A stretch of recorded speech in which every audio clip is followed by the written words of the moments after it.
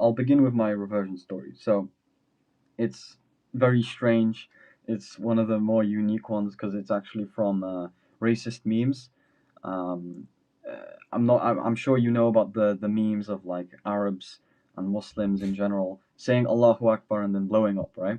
So this was something kind of find funny. Used to find very funny like 4 or 5 years ago. So I thought, all right, I want a lot of these memes on Instagram because it's funny. So I actually followed hashtag Allahu Akbar on Instagram because I thought, you know, surely this hashtag is gonna have just a bunch of memes, right? I had no idea that Allahu Akbar is the most repeated phrase, in Islam.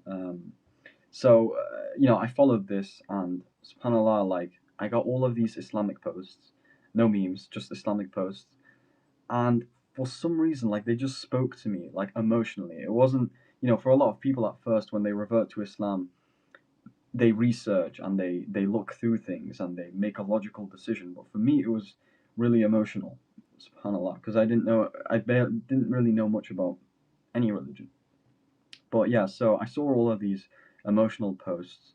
Some of them were logical proofs for Islam, like miracles in the Quran and other little things like that would prove Islam to someone.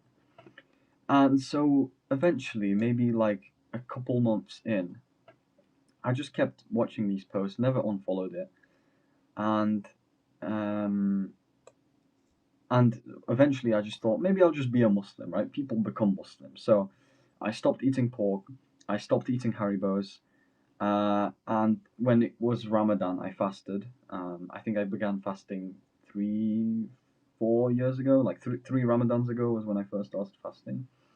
But everything else from my past was still there. I was sinning and doing all sorts of sins. I'm not going to say obviously, but yeah, I was a sinner.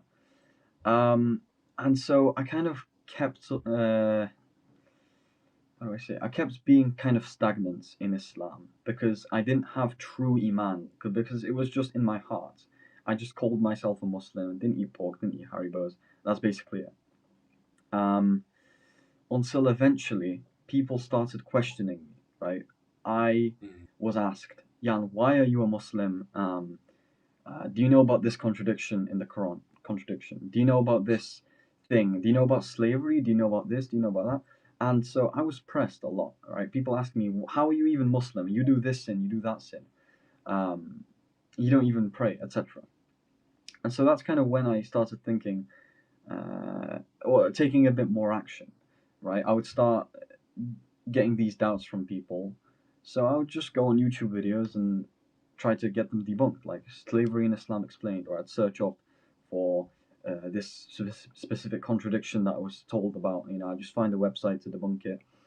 I'd watch a lot of YouTube videos with like Ali Dawa and these kind of like debate people.